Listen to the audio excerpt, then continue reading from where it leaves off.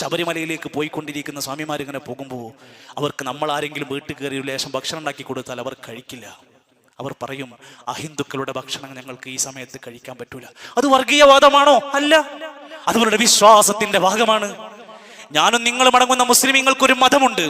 ആ മതത്തിനൊരു അതിർവരമ്പുകളുണ്ട്. അതിന് പാടുള്ളതും പാടില്ലാത്തതുമുണ്ട്. അതിൽപ്പെട്ട ഒന്നാണ് മൻ തശബ്ബഹ ബിഖൗമിൻ ഫഹുവ മിൻഹും. ആരെങ്കിലും മറ്റൊരു മതസ്ഥനോട് സാദൃശ്യമായാൽ അവൻ അവരിൽപ്പെട്ടവനാണ്. ഇസ്ലാമിന്റെ പ്രവാചകന്റെ ജന്മദിന ആഘോഷം പോലും പാടില്ല എന്ന് പഠിപ്പിച്ച മതമാണെങ്കിൽ പിന്നെ എങ്ങനെയാണ് മറ്റൊരു മതസ്ഥന്റെ ആഘോഷത്തെ അങ്ങ് സ്വീകരിക്കാൻ കഴിയുക?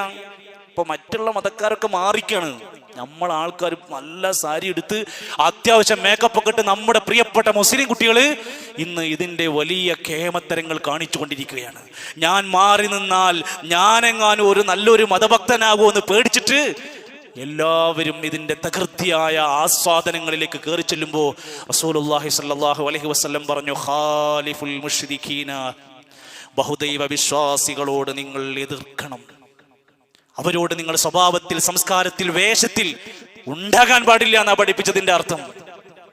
അവർക്ക് ഭക്ഷണം കൊടുക്കാം, വെള്ളം കൊടുക്കാം, ഒരുപക്ഷെ അവരുടെ ആരോഗ്യ പ്രശ്നങ്ങൾക്ക് സാമ്പത്തിക സഹായം, അതൊക്കെ ഇസ്ലാം പഠിപ്പിച്ചല്ലോ. എന്നാൽ അവരുടെ മതത്തിന്റെയും ആചാരങ്ങളും ആഘോഷങ്ങളും നമുക്ക് കൊണ്ടു നടക്കാൻ പറ്റുമോ?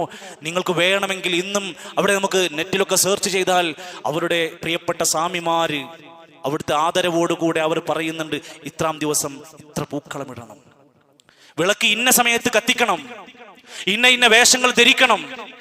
ഓണവുമായി ബന്ധപ്പെട്ട് നമ്മൾ പെരുന്നാളിന്റെ സുന്നത്തുകൾ പഠിപ്പിക്കുന്ന പോലെ ഓണത്തിന്റെ ചടങ്ങ് വിശദീകരിക്കുന്നുണ്ട് സ്വാമിമാര്. ഇതെങ്ങനെയാണ് സുഹൃത്തുക്കളെ കേരളത്തിന്റെ കാർഷിക ഉത്സവമായി മാറുന്നത്? ഇത് മതത്തിന്റെ ഉത്സവമാണ്.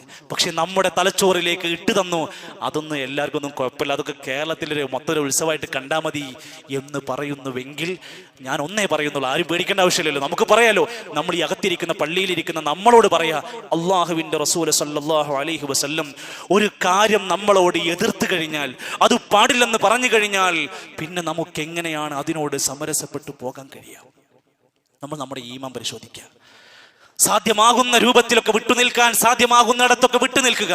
എന്തുകൊണ്ട്? അത് നമ്മുടേതല്ല എന്ന കാരണം കൊണ്ട് തന്നെ, ഇസ്ലാമിൻ്റെതല്ല എന്ന കാരണം കൊണ്ട് തന്നെയാണ്. അതുകൊണ്ട് ആ ബോധത്തോടു കൂടെ, എന്നാൽ ഒരു രാജ്യത്ത് ജീവിക്കുമ്പോൾ ഉണ്ടാകേണ്ടുന്ന ചില അച്ചടക്കങ്ങളും അദബുകളെല്ലാം നമ്മൾ പാലിച്ചുകൊണ്ട് തന്നെയാണ് ഈ രംഗത്തും നമ്മൾ ശ്രദ്ധിക്കേണ്ടത്. നമ്മുടെ ഈമാനിനെ, നമ്മുടെ കർമ്മങ്ങളെ നഷ്ടപ്പെടുത്തരുത് എന്നും നമ്മുടെ തലച്ചോറ് ഒരാൾക്കും പണയപ്പെടുത്തരുതെന്നും മാത്രമാണ് ഈ സമയത്ത് സൂചിപ്പിക്കുവാനുള്ളത്.